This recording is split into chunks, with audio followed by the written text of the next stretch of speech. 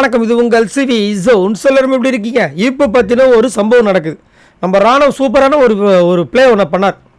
அதாவது விஷாலோட பெஸ்ட் ஃப்ரெண்டாக இருக்கணும்னு ஆசைப்பட்ற நம்ம ராணுவம் வந்துட்டு விஷாலுக்கு ஓட்டை இன்க்ரீஸ் பண்ணுறதுக்கு ஒரு விஷயத்த பண்ணணும்னு நினச்சிட்டு இங்கே வந்து பண்ணுறாரு. இது விஷால் வர நம்ம ராணுவோட பிளானா இல்லை வேறு யாரோட பிளானான்னு தெரியல.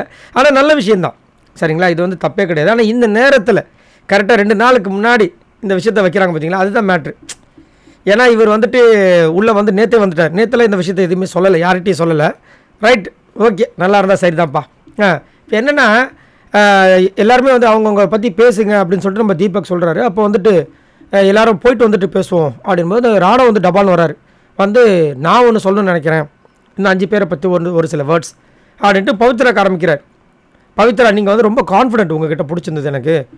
ஏன்னா நான் ஃப்ரீ ஸ்டாஸ்க்கு வரைக்கும் இருப்பேன்னு சொன்னீங்க, அதை நீங்கள் செஞ்சு காமிச்சிருக்கீங்க. இப்போ ஃபினாலே வந்திருக்கீங்க, உங்களுக்கு வாழ்த்துக்கள். முத்து, நீ கிங் ஆஃப் பிக் பாஸ்டா.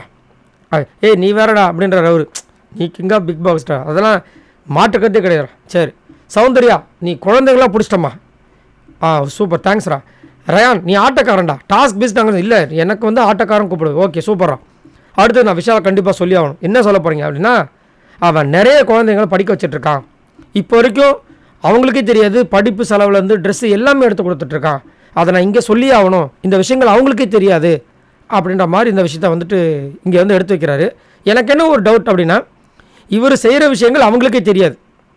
அப்போ இவர் செய்கிற விஷயங்கள் இவருக்கு எப்படி தெரிஞ்சுது ராணுவுக்கு? இப்போ இந்த விஷயத்தை யார் இங்கே வந்து சொல்லி சொன்னது?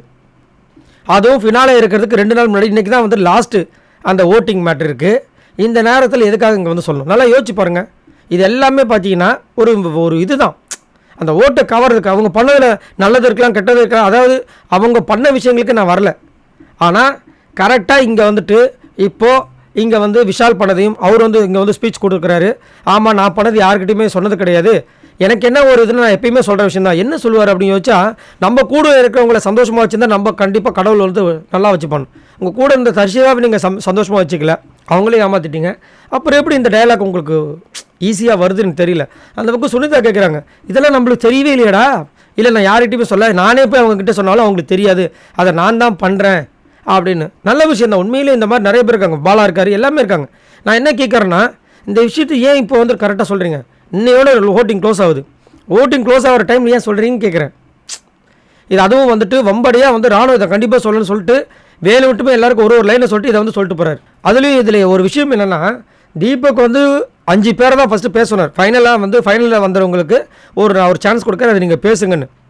நடுவில் வந்து ஒரு புதுசுன்னு வந்துட்டு அவரோட விஷயத்தை திணிக்கிறார்.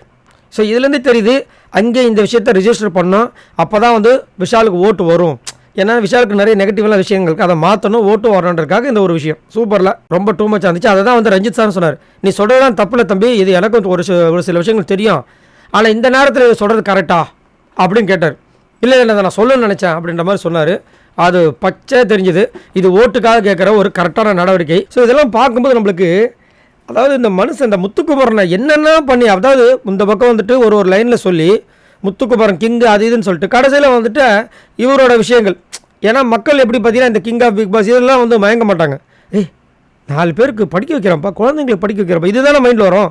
இது எப்படி இருக்குன்னா, இந்த ஒரு சில அரசியல்வாதிகளாக பார்த்தீங்கன்னா எதையுமே பேச மாட்டாங்க. கரெக்டாக தேர்தல் வரும்போது அடுக்கி வைப்பாங்க. இதெல்லாம் நாங்கள் பண்ணியிருக்கோம், அதெல்லாம் பண்ணியிருக்கோம், இதெல்லாம் பண்ணாங்களா நம்ம யோசித்து பார்ப்போம்.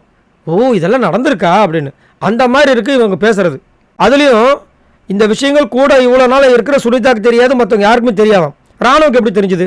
ரைட், உங்களோட கருத்துக்களை சொல்லுங்கள். பாய் நண்பர்கள்.